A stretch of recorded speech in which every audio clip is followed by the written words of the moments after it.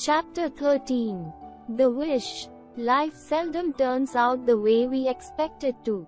The house in Dera had to be sold. My father had not left any money. He had never realized that his health deteriorate would so rapidly from the malarial fevers, which had grown in frequency. He was still planning for the future when he died. Now that my father was gone, grandmother saw no point in staying on in India. There was nothing left in the bank and she needed money for our passage to England, so the house had to go. Dr. Ghosh, who had a thriving medical practice in Dera, made her a reasonable offer, which she accepted. Then things happened very quickly. Grandmother sold most of our belongings, because as she said, we wouldn't be able to cope with a lot of luggage. The Kabaris came in droves buying up crockery, furniture, carpets and clocks at throwaway prices. Grandmother hated parting with some of her possessions such as the carved gilt wood mirror, her walnut wood armchair and her rosewood writing desk, but it was impossible to take them with us. They were carried away in a bullock cart. Aya was very unhappy at first but cheered up when grandmother got her a job with a tea planter's family in Assam. It was arranged that she could stay with us until we left Dera. We went at the end of September, just as the monsoon clouds broke up, scattered and were driven away by the soft breeze from the Himalayas. There was no time to revisit the island where my grandfather and I had planted our trees. And in the urgency and excitement of the preparations for our departure, I forgot to recover my small treasures from the hole in the banyan tree. It was only when we were in Bansi's Tonga, on the way to the station, that I remembered my top, catapult, and iron cross. Too late. To go back for them would mean missing the train. Hurry, urged grandmother nervously. We mustn't be late for the train, Bansi. Bansi flicked the reins and shouted to his pony, and for once in her life grandmother allowed herself to be carried along the road at a brisk trot. It's 5 to 9, she said, and the train leaves at 9. Do not worry, Mem Sahib. I have been taking you to the station for 15 years, and you have never missed a train. No, said grandmother, and I don't suppose you'll ever take me to the station again, Bansi. Times are changing, Mem Sahib. Do you know that there is now a taxi, a motor car competing with the Tongas of Dera? You are lucky to be leaving. If you stay, you will see me starve to death. We will also starve to death if we don't catch the train, said grandmother. Do not worry about the train. It never leaves on time, and no one expects it to. If it left at 9 o'clock, everyone would miss it. Bansi was right. We arrived at the station at 5 minutes past 9, and rushed onto the platform, only to find that the train had not yet arrived. The platform was crowded with people waiting to catch the same train or to meet people arriving on it. Aya was there already, standing guard over a pile of luggage. We sat down on our boxes and became part of the platform life at an Indian railway station. Moving among piles of bedding and luggage was sweating, cursing coolies, vendors of magazines, sweetmeats, tea and betel leaf preparations, also stray dogs, stray people and sometimes a stray station master. The cries of the vendors mixed with the general noise of the station and the shunting of a steam engine in the yards, tea, hot tea, sweets, PA pads, hot stuff, cold drinks, tooth powder, pictures of film stars, bananas, balloons, wooden toys, clay images of the gods.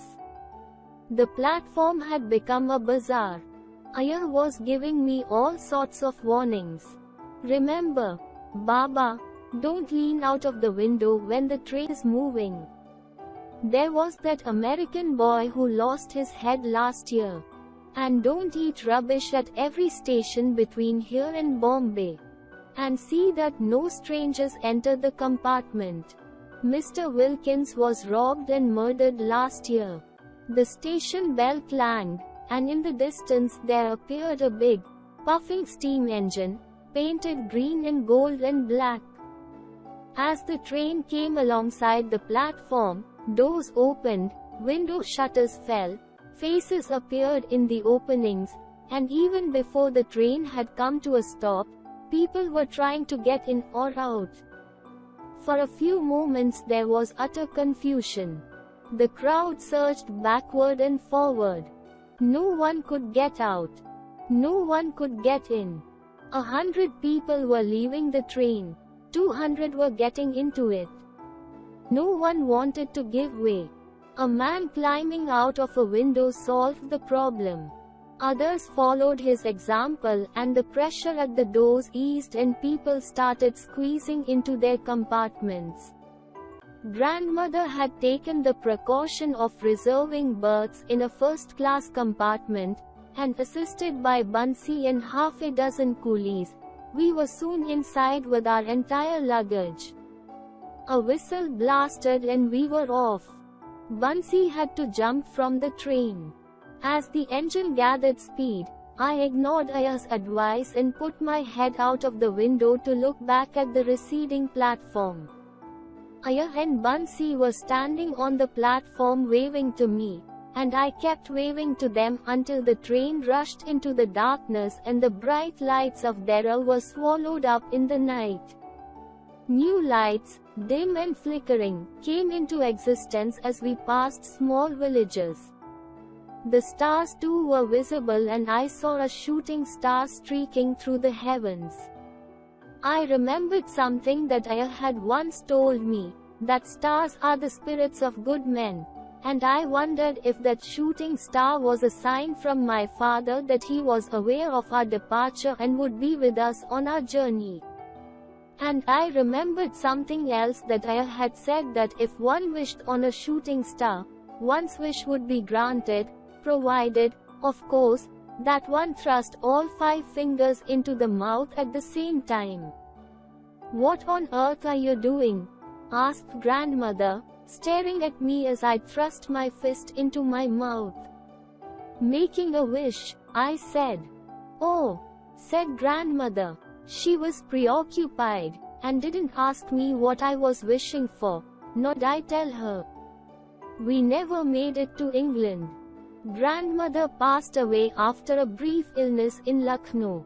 Aunt Emily, in whose house we were staying before going on to Bombay to board our ship to England, made arrangements for her funeral and for me to be sent back to Dera.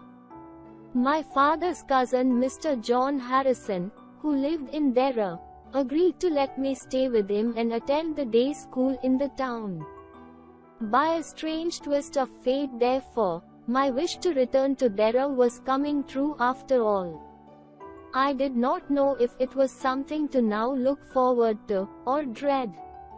Ruskin Bond. Glossary. Seldom. Rarely. Deteriorate. To become worse. Frequency. The number of times something happens in a particular period. Thriving. Successful. Droves. In large numbers. Brisk trot. Moving fast. Shunting. Moving a train or a carriage from one track to another. Clanged. Rang loudly. Surged. Moved quickly and forcefully forward. Squeezing. Getting not much space to sit. Precaution. Something you do in order to avoid problems in further. Receding. Moving away and beginning to disappear. Swallowed up. Could no longer be seen. Flickering. Sparkling. Streaking. Moving very fast. Thrust. Forced. Funeral. Burial. Twist of fate. Unexpected change or development. Dread. Fear.